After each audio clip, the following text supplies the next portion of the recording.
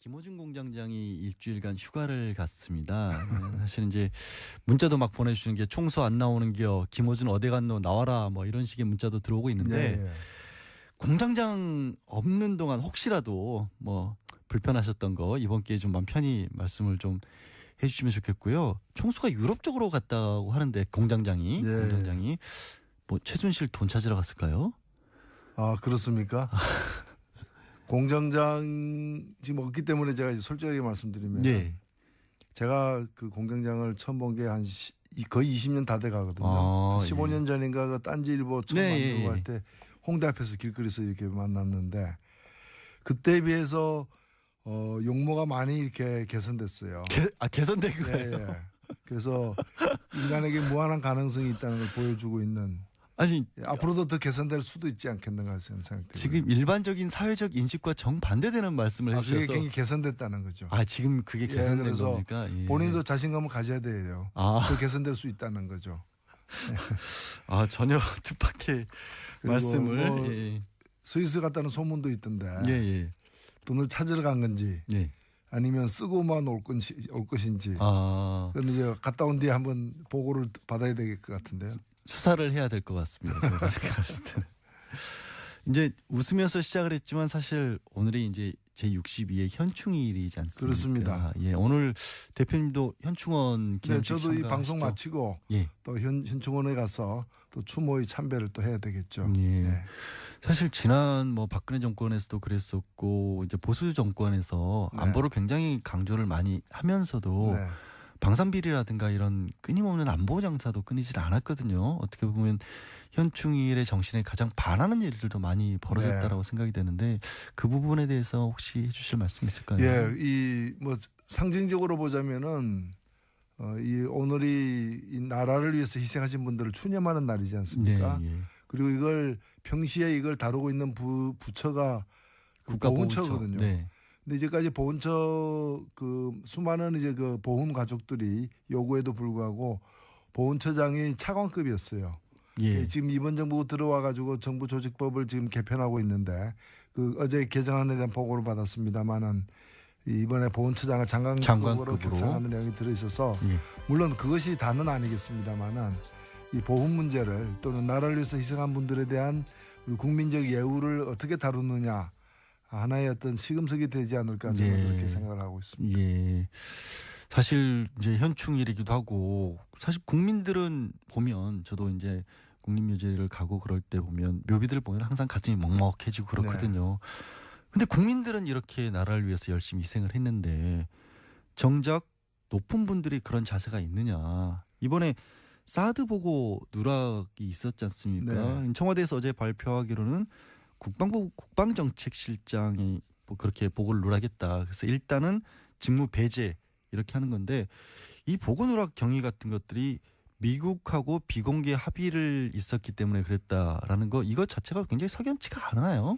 미국하고 비공개라는 거는 사실은 언론을 통해서 얘기하지 말라는 뜻이죠. 그렇죠. 언론에 얘기하지 말라는. 그러니까 지난 정부의 황교안 그 대통령 권한 대행에 대해서도 보고했다는 거 아닙니까? 그 미국의 당부가 있었음에도 불구하고 결국에는 이 기밀을 갖다가 함께 다뤄야 될 어떤 그런 직속 상관들에 대해서도 감췄다는 거죠. 정파적으로 감췄다는 거죠.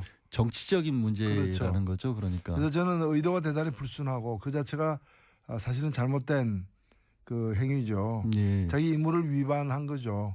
그래서 국방정책실장 선에서 이렇게 끝날 문제는 사실 아니라고 봅니다.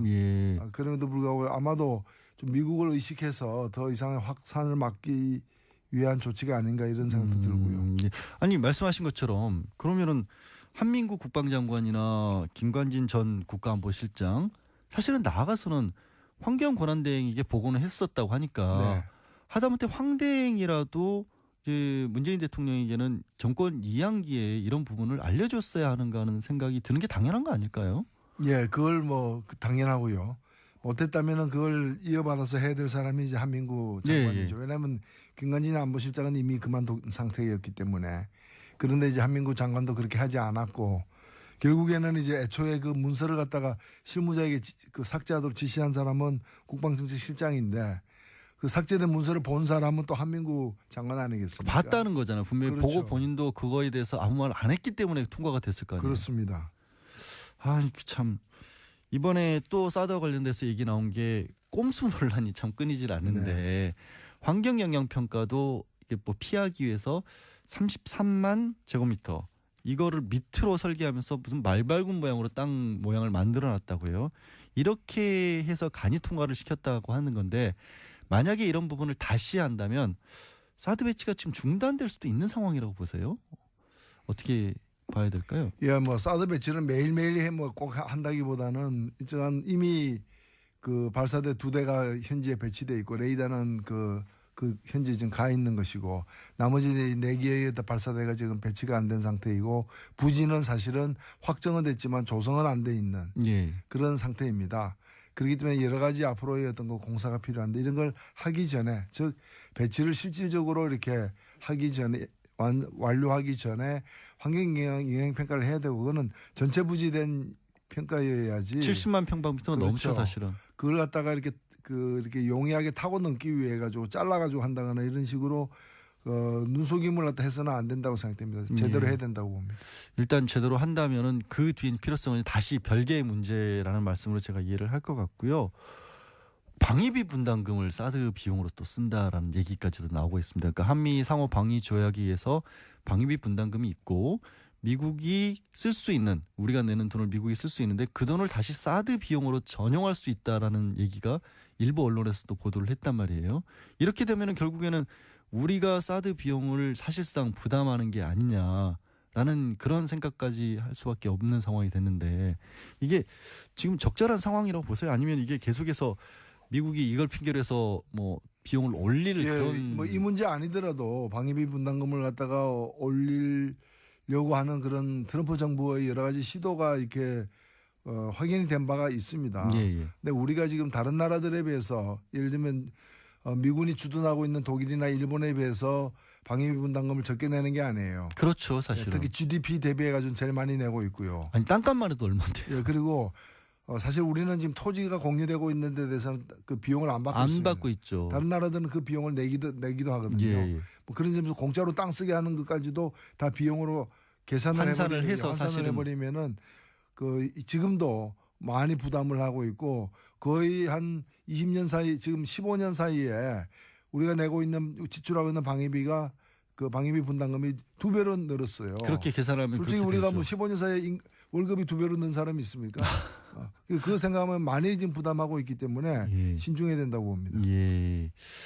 예, 알겠습니다. 사드 관련 문제는 이런 여기까지 좀 마무리를 하고요. 국회 상황을 짚어봐야 될 것 같아요.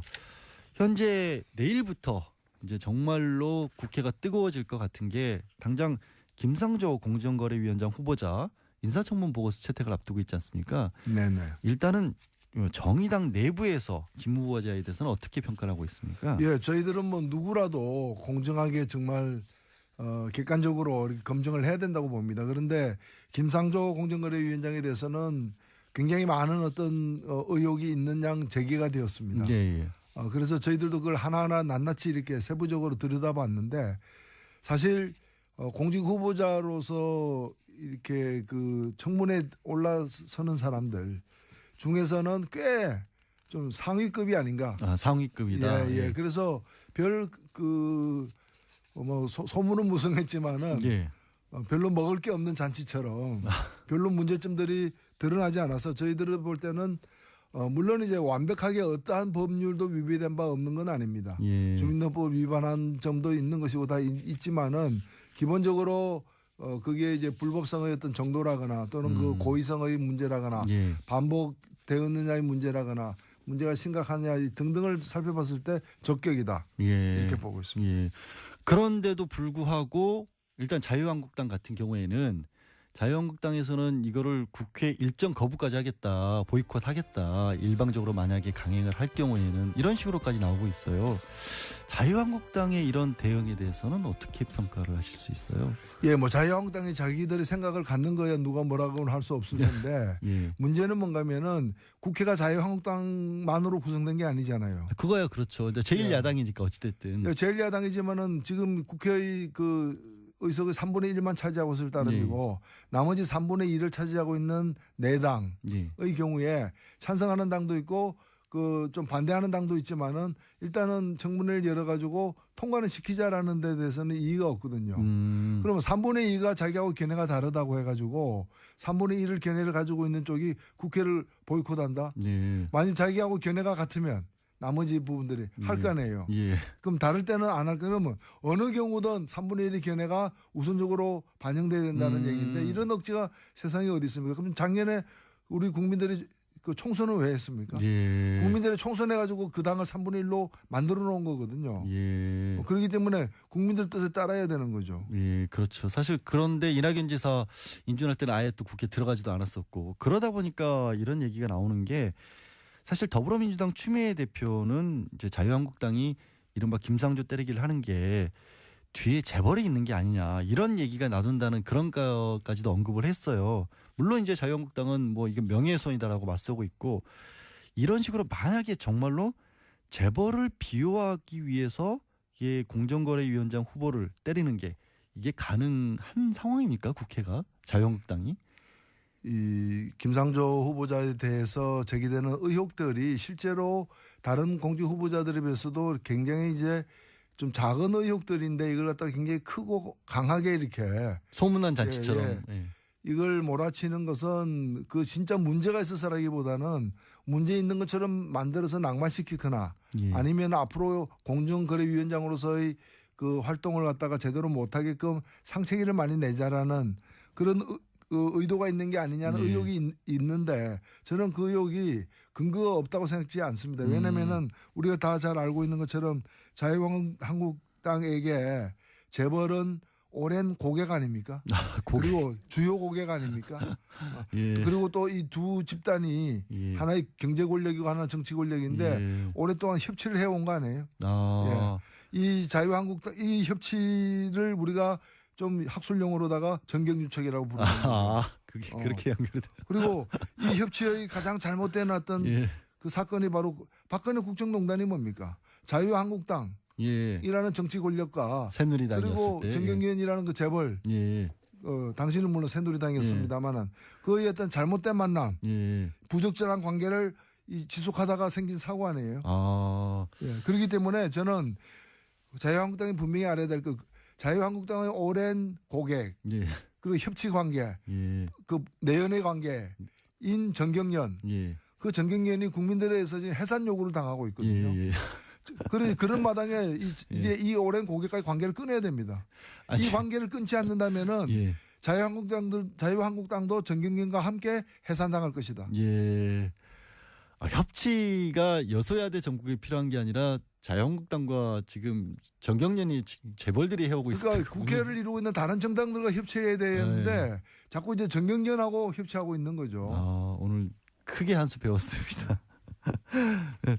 지금 근데 이런 분위기에서 사실은 이제 정의당의 지금 정의당 같은 경우는 어쨌든 더불어민주당과 많이 뭐 그 결을 같이 하는 부분이 많이 나오고 있는데 저희들은 그런 게 아니고요. 더불어민주당과 결을 같이 하는 게 아니라 국민의 상식과 결을 함께 하고 역시 노회찬 의원이십니다. 근데 이제 제가 여쭤보려겠던 게 왜 이런 말씀을 꺼냈냐면 그런데 자유당 어쨌든 정의당과 민주당이 있는데 캐스팅 보트를 결국 쥐게 된 게 양쪽에 이제 바른정당과 자유한국당이 있다 보니까 국민의당이란 말이에요. 근데 국민의당이 바깥에 공식적으로 내놓는 의견과 또 내부에 예를 들면 박지원 전 대표라든가 이런 분들의 목소리가 달라요. 이거는 어떻게 가야 될까요? 국민의당은. 저는 뭐 이번에 김상조 공정거래위원장 내정자에 대해서는 박지원 전 대표나 김성식 그 정책위 의장 이런 분들이 좀 국민들의 상식을 좀 반영하는 발언을 하고 계신 걸로 알고 있고요. 그분들이 상식이라는 거. 그리고 아직 이게 확정이 된 거 아니죠. 내일 그 의원총회를 다시 열어서 최종 결정하겠다고 하니까 제가 볼 땐 뭐 큰 문제가 없으리라. 오히려 국민의당도 통과를 시키리라는 쪽에 더 무게를 두고 계신 거네요. 그러면. 뭐 국민의 당이니까. 아 그렇죠. 국민의당이라는 이름이 참 그러고 잘 지은 이름이에요. 국민의 뜻을 제대로 받들기 무거운 한다. 이름이죠. 무거운 이름이죠. 예, 그렇습니다. 무거운 이름이죠. 예. 굉장히 알겠습니다. 만약에요. 지금 사실은 공정거래위원장 같은 경우에는 국회에서 인준 안 해도 청와대가 마음을 먹으면 임명할 수 있는 자리 아니겠습니까? 문재인 대통령 어떤 선택을 할까요? 만약에 반대를 하더라도 혹시 이런 기조에서도 강행을 하실까요? 아니면은 뭐 조금 마음을 달리 먹거나 그렇게 나가실까요? 가야죠. 가야 된다. 예. 철로 위에 뭐가 있다고 해서 기차가 멈추지는 않습니다. 아니 그거 굉장히 무서운 얘기처럼도 들리는데요. 아니 이 저는. 경우에는 그냥 가야 되는 거고요. 예. 지금 제가 볼 땐 자유한국당도 과거에 자기들도 그랬지만 이번 경우에 예, 아 제가 인터뷰를 사실 처음 해봐서 막상 들을 때보다도 직접 들으니까 더 참 예 세네요. 아니요 저는 뭐 구사하는 단어가 몇 개 안 된다 보니까 생활적 용어가 많습니다. 알겠습니다. 내일요 이제 그 사실 다른 분들도 청문회가 계속 이루어지지 않습니까? 뭐 김희수 헌법재판소장 후보자, 김동연 경제부총리, 또 강경화 외교부 장관 네. 후보자 이런 분들 인사청문회가 내일부터 줄줄이 열리는데 특히 강경화 후보자 같은 경우에 많이들 지적들 하는 것 같아요. 일부 언론이라든가 아니면 특히 뭐 자유한국당에서도 그렇고 뭐 바른정당이나 국민의당도 마찬가지고 강경화 후보자에 대한 전망은 어떻게 혹시 보고 계세요? 제가 볼 때는요. 앞으로 이제 장관들이 지금 겨우 뭐 실제 국무위원은 몇 사람 내정 안 되지 않았습니까? 예. 이제 뭐 정치인들 몇 분이 계시고요. 제가 볼 때는 수가 적어서 그렇지 수가 앞으로 더 이게 청문회 대상인 분들이 더 많이 발표가 되면은 좀 다양한 어떤 문제 제기들이 이루어질 거예요. 지금은 어찌 보면은 좀 제법 긴 시간 동안 거의 2주에 가깝게 강경화 후보자고 몇 사람만 이렇게 딱 외롭게 있다 보니까 표적이 집중돼 가지고 작은 문제도 침소봉대돼서 이렇게 되어가고 있는 것 같은데요. 저는 일단은 강경화 후보자 같은 경우에는 또 새로운 다른 어떤 문제 제기가 나올 수도 있기 때문에 청문회를 더 지켜봐야 된다고 생각되고요. 다만 이제까지 제기된 문제 중에서는 뭐 콘도를 갖다가 이렇게 공동명의로 자녀와 공동명의로 증여세 안 해서 냈다. 증여세 포탈 의혹이 있는 부분에 대해서는 몇 달 후에 다시 이렇게 팔았죠. 팔았고 팔았을 때 판 돈을 갖다가 공동명의자인 미성년 자녀에게 준 게 아니라 그냥 이제 아버지가 가져간 거기 때문에 애초에 돈을 낸 것도 아버지였고 판 뒤에도 다 아버지가 회수했고 그러니까 그렇죠. 이제 증여가 아닌 거 증여 행위가 그렇죠. 없었던 거고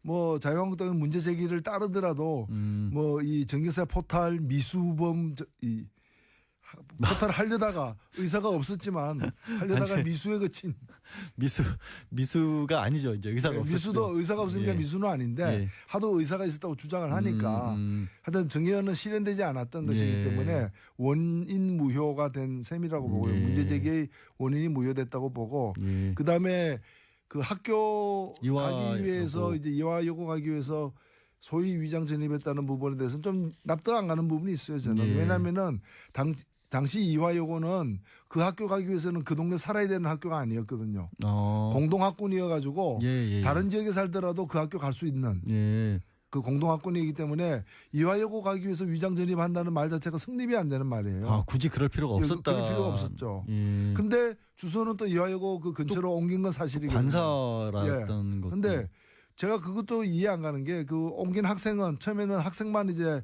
한 달여는 있다가 나중에는 아버지 형제까지 그렇죠. 이제 온 거 아닙니까? 그런데 그 학생은 미성년이잖아요. 미성년은 세대를 구성할 수 없으니까 세대주 전입이 안 되거든요. 그렇죠. 그럼 다른 사람의 다른 세대주의 동거인으로 들어갔다는 얘기인데 그럼 그건 누구인지 그리고 그런 편의는 왜 봐줬는지에 대해서 좀 소상하게 해명을 하면은 큰 문제가 없지 않겠는가. 저는 뭐 이렇게 생각해요. 이제 대표님 표현을 빌자면 이제 협치 관계에 있고 고객의 만족을 위해서 자유한국당은 목소리를 크게 내고 있을 뿐 해명이 제대로 되면 큰 문제가 없을 수 있다라고 보시는. 그리고 오히려 자유한국당의 사실은 제가 뭐 넘겨짚으면은 정통 외교부 관리가 아닌 어떤 강점과 장점도 있지만 또 뭐 이 4강과 직접 이렇게 다뤄보지 않은 4강 4대 강국을 직접 다뤄보지 않은 이제 주로 유엔에서 다자간 협정이나 인권 문제에 치중했던 전문가이기 때문에 4강 외교를 제대로 할 수 있는가라는 문제 제기가 보수 일각에서 있어요. 그러면 그런 걸 가지고 외교와 관련된 여러 가지 노선이라거나 정책적 준비라거나 이런 걸 갖다가 검증하는데 능력 검증을 해야지. 심혈을 기울여야지. 좀 엉뚱한데 자꾸 파고 있는 거 아니냐. 보수 세력으로서도 직무를 유기하고 있다. 저는 그렇게 생각합니다. 알겠습니다. 지금 또 어제 이제 문재인 정부가 계속해서 강조해 왔던 일자리 관련돼서 그러니까 내일 추가 경정 예산안 11조 2천억 원 가량을 국회에 제출하겠다고 밝혔습니다. 이렇게 11조를 들여서 11만 개 일자리를 만들겠다는 게 이제 핵심이겠죠. 여기에 대한 정의당의 평가는 어떻습니까? 예. 뭐 저희들은 뭐 절반은 좀 긍정적으로 평가를 하고 또 절반은 과거의 추경 편성의 어떤 한계를 답습한 부분도 없지 않다는 좀 그런 따끔한 말씀도 드리고 싶은데요.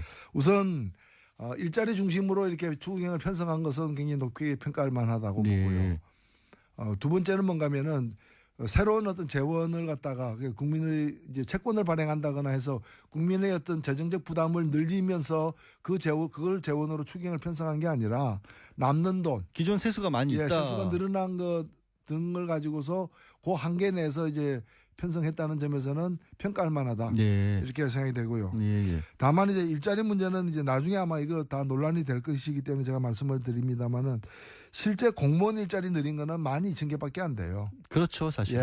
그리고 왜 공무원 일자리 늘렸냐라고 볼멘소리하는 그 정치 세력들도 있는데 이 일자리가 공무원 중에도 소방관, 교사, 경찰, 고사. 안 그래도 국민들의 어떤 편익을 위해서 하는 일자리이기 때문에 이거는 다른 나라에 비해서도 우리가 공무원 전체도 그렇지만 이런 류의 공무원 수가 절대 부족입니다. 이게 다 국민들의 안전하고 관계되는 부분이고 편익하고 관계되는 부분이거든요. 그래서 이걸 늘린 것 자체는 전혀 문제가 되지 않는다고 보고 다만 이제 이런 해마다 예산에 들어가는 고정 일자리는 12,000개밖에 안 돼요. 그런데 그 12,000개밖에 안 된다고 하셨지만 그래도 자유한국당에서는 또 이거 12,000개 늘려놓으면 계속해서 돈 들어가야 되는 거 아니냐, 세금 들어가야 되는 거 아니냐. 이거 12,000개 늘려놓고 계속해서 돈을 넣어야 됩니다. 돈을 넣어야 된다. 그럼 우리가 지금 인구 10만 명당 공무원 비율이라거나 이런 거 보면은 현저히 떨어지거든요. 경찰도 현저히 떨어지고 그러니까 여러 가지 사건 사고도 많은 거 아니겠습니까? 그래서 국민의 안전 비용이기 때문에 세금 걷어가지고 미르재단 만들고 이런 거 할 게 아니라 바로 이런 데 써야 되는 것이죠. 알겠습니다. 지금 시간이 많이 남지 않아서요. 다른 당 상황 계속 자유한국당 얘기를 좀 해오긴 했습니다만은 사실은 홍준표 전 경남지사 공항에서 돌아오는 장면 보셨죠? 그 많은 지지자들까지 모아서. 그런데 막상 또 자기 자유한국당 내에 대해서는 뭐 바퀴벌레 뭐 이렇게 얘기를 했기 때문에 이 당권 도전을 하는 홍준표 지사에 대해서 뭐 반대에 있는 홍문정 의원은 잠이 안 올 지경이다라는 식으로까지 불편한 심기도 드러내고 있어서 홍대 비용이다는 얘기가 나오고 있는데 홍 전 지사 당권 장악 가능할까요? 홍준표 지사의 그 자유한국당이 결정할 문제죠. 문제고 뭐 별다른 그 당권 장악할 만한 자격과 능력이 있느냐의 문제와 또 한국 보수를 대변할 수 있는 분이냐의 문제와 그다음에 그 내 경쟁자가 있느냐의 문제는 딴 문제이기 때문에 어찌 보면은 그 문제가 이제 많죠. 잠에 안 온 분도 계실 정도니까. 그런데 그 내 다른 경쟁자가 없으면 또 되지 않겠습니까? 어찌 보면은 자유한국당의 어떤 철학과 정신과 가치관, 윤리 이 모든 걸 갖다가 가장 잘 보여주고 있는 인물인 것은 분명하다. 이렇게 생각됩니다. 그게 분명하게 보여주고 있는 분이라고 생각을 하세요? 자유한국당이 원래 그런 당이에요.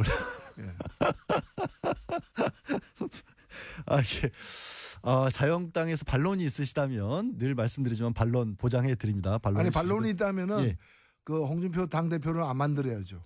반론이 있으면 홍준표를 당 대표로 만들지 마라. 홍준표 전 지사를 명쾌하게 정리를 이렇게 해주셨습니다. 더 듣고 싶습니다만 시간이 역시 부족하네요. 오늘 말씀 고맙습니다. 지금까지 오늘 말씀 고맙습니다. 용모가 단정한 또 우리 양 변호사님하고 같이 하니까 좋습니다. 반갑습니다. 고맙습니다. 지금까지 정의당 노회찬 원내대표셨습니다. 그거는 전체 부지된 평가여야지. 70만 평방미터는 넘죠 사실은. 그걸 갖다가 이렇게 용이하게 타고 넘기 위해 가지고 잘라가지고 한다거나 이런 식으로 눈속임을 갖다 해서는 안 된다고 생각됩니다. 제대로 해야 된다고 봅니다. 일단 제대로 한다면은 그 뒤엔 필요성은 다시 별개의 문제라는 말씀으로 제가 이해를 할 것 같고요. 방위비 분담금을 사드 비용으로 또 쓴다라는 얘기까지도 나오고 있습니다. 그러니까 한미 상호 방위 조약에서 방위비 분담금이 있고 미국이 쓸 수 있는 우리가 내는 돈을 미국이 쓸 수 있는데 그 돈을 다시 사드 비용으로 전용할 수 있다라는 얘기가 일부 언론에서도 보도를 했단 말이에요. 이렇게 되면은 결국에는 우리가 사드 비용을 사실상 부담하는 게 아니냐라는 그런 생각까지 할 수밖에 없는 상황이 됐는데 이게 지금 적절한 상황이라고 보세요? 아니면 이게 계속해서 미국이 이걸 핑계로 해서 뭐 비용을 올릴 그런 뭐 이 문제 아니더라도 방위비 분담금을 갖다가 올리려고 하는 그런 트럼프 정부의 여러 가지 시도가 이렇게 확인이 된 바가 있습니다. 예. 근데 우리가 지금 다른 나라들에 비해서 예를 들면 미군이 주둔하고 있는 독일이나 일본에 비해서 방위비 분담금을 적게 내는 게 아니에요. 그렇죠, 사실은. 특히 GDP 대비해가지고 제일 많이 내고 있고요. 아니 땅값만 해도 얼마인데요? 예, 그리고 사실 우리는 지금 토지가 공유되고 있는 데 대해서는 그 비용을 안 받고 있습니다. 받고 있죠. 다른 나라들은 그 비용을 내기도 하거든요. 예. 뭐 그런 점에서 공짜로 땅 쓰게 하는 것까지도 다 비용으로 계산을 해서 김호준 공장장이 일주일간 휴가를 갔습니다. 사실 이제 문자도 막 보내주시는 게 총수 안 나오는 게요. 김호준 어디 갔노 나와라 뭐 이런 식의 문자도 들어오고 있는데 예. 공장장 없는 동안 혹시라도 뭐 불편하셨던 거 이번 기회에 좀 마음 편히 말씀을 좀 해주시면 좋겠고요. 총수가 유럽 쪽으로 갔다고 하는데 공장장이 뭐 최순실 돈 찾으러 갔을까요? 아 그렇습니까? 공장장 지금 없기 때문에 제가 이제 솔직하게 말씀드리면 제가 그 공장장을 처음 본 게 한 거의 20년 다 돼 가거든요. 15년 전인가 그 딴지일보 처음 만들고 할 때 홍대 앞에서 길거리에서 이렇게 만났는데 그때에 비해서 용모가 많이 이렇게 개선됐어요. 개선된 거예요? 예. 그래서 인간에게 무한한 가능성이 있다는 걸 보여주고 있는 아니 앞으로도 더 개선될 수도 있지 않겠는가 생각돼요. 지금 일반적인 사회적 인식과 정반대되는 말씀을 해주셔서 그게 굉장히 개선됐다는 거죠. 지금 그게 개선된 그래서 겁니까? 본인도 자신감을 가져야 돼요. 더 개선될 수 있다는 거죠. 전혀 뜻밖의 말씀을 뭐 스위스 갔다는 소문도 있던데 돈을 찾으러 간 건지 아니면 쓰고만 올 것인지 그건 이제 갔다 온 뒤에 한번 보고를 받아야 될 것 같은데요. 수사를 해야 될 것 같습니다. 제가 생각했을 때는.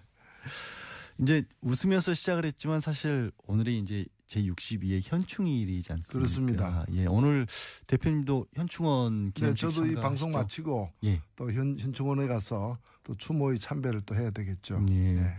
사실 지난 뭐 박근혜 정권에서도 그랬었고 이제 보수 정권에서 안보를 굉장히 강조를 많이 하면서도 방산비리라든가 이런 끊임없는 안보 장사도 끊이질 않았거든요. 어떻게 보면 현충일의 정신에 가장 반하는 일들도 많이 벌어졌다라고 생각이 되는데 그 부분에 대해서 혹시 해주실 말씀 있을까요? 이 뭐 상징적으로 보자면은 이 오늘이 이 나라를 위해서 희생하신 분들을 추념하는 날이지 않습니까? 그리고 이걸 평시에 이걸 다루고 있는 부처가 보훈처거든요.